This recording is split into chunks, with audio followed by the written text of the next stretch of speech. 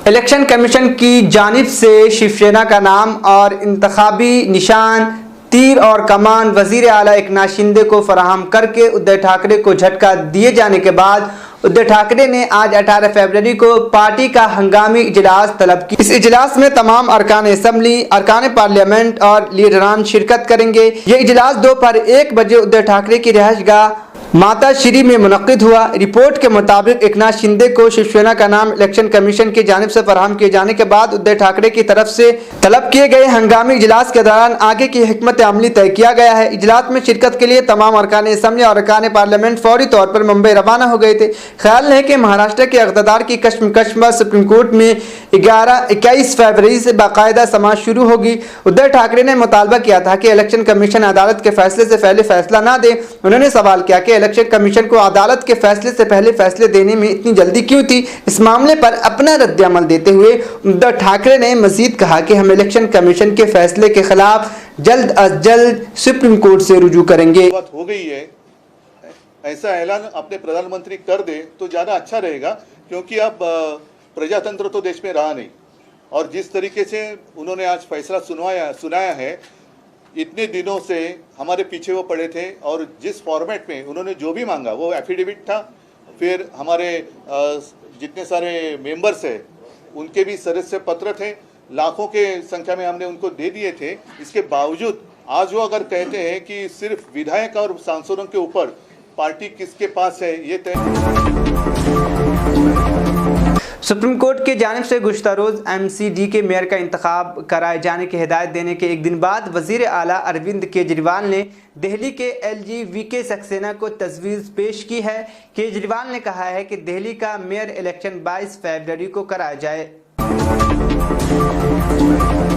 कौमी राजधानी दिल्ली फ़ज़ाई आलूदगी के महाज पर एक मरतबा फिर नाकाम नजर आ रहा है और इसे दुनिया का दूसरा आलूदा तरीन शहर करार दे दिया गया है। ख्याल है कि गुज़श्ता चंद दिनों में दिल्ली की हवा के मयार AQI में बेहतरी रिकॉर्ड की गई थी। इतना ही नहीं, 13 फरवरी को रिकॉर्ड किए गए एदाद शुमार के मुताबिक तवील अरसे के बाद दिल्ली दुनिया का 10 आलूदा तरीन शहरों के फहरिस्त से बाहर हो गया था, जिसके लिए दिल्ली के वजीर आला अरविंद केजरीवाल ने दिल्ली के लोगों की मुसलसल कोशिशों की तारीफ कर रहे थे, इनकी पीठ थपथपाई थी। लेकिन उसके 2 दिन के अंदर ही दिल्ली एक बार फिर दुनिया के 10 आलूदा तरीन शहरों में शामिल हो गया है। ताज़ा तरीन एदाद शुमार के मुताबिक दिल्ली की हवा मुसलसल खराब होती जा रही है।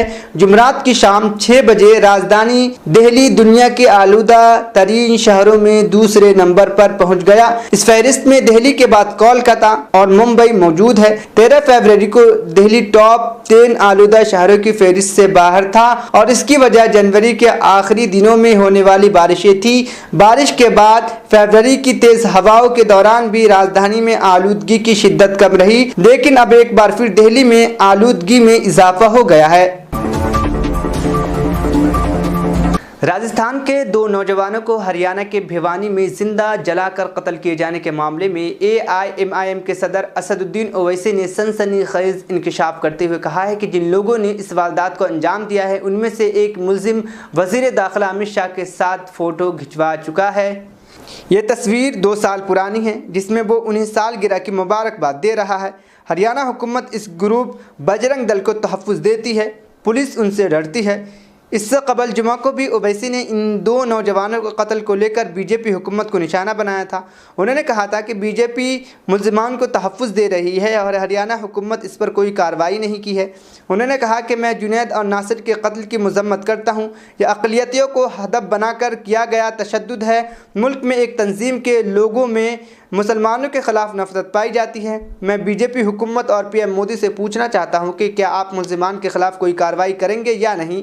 ओवैसी ने कहा कि बीजेपी शिद्दत पसंद अनासिर को फ़रोग़ दे रही है, जो लोगों को मार रहे हैं और गौ रक्षा के आड़ में पैसे वसूल कर रहे हैं। ऐसे लोगों की तशहीर को बंद कर देना चाहिए।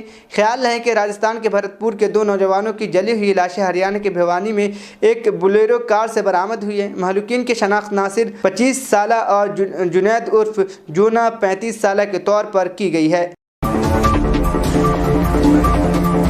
बिहार के डिप्टी सीएम तेजस्वी यादव ने सीपीआईएम के 11वें जनरल कन्वेंशन से खिताब करते हुए कहा कि आज मुल्क का माहौल और हालात ऐसे हैं कि अगर आप बीजेपी के खिलाफ बोलेंगे तो आप पर छापे मारे जाएंगे, किरदार कशी की जाएगी या जेल भेज दिया जाएगा, और अगर आप बीजेपी के साथ रहेंगे तो आपको हरीश चंद्र करार दे दिया जाएगा। उन्होंने मज़ीद कहा कि आप पर कितनी ही दाग क्यों ना हो, अगर आप बीजेपी के साथ हैं तो वॉशिंग मशीन के अंदर साफ़ हो जाएंगे। आप सब मुल्क के आइन को बचाने के लिए लड़ रहे हैं, इसलिए हम आपका शुक्रिया अदा करते हैं। महसूस कर रहे हैं कि नहीं भाई, अगर ये लोग रह जाएगा तो संविधान खत्म कर देगा, लोकतंत्र खत्म कर देगा।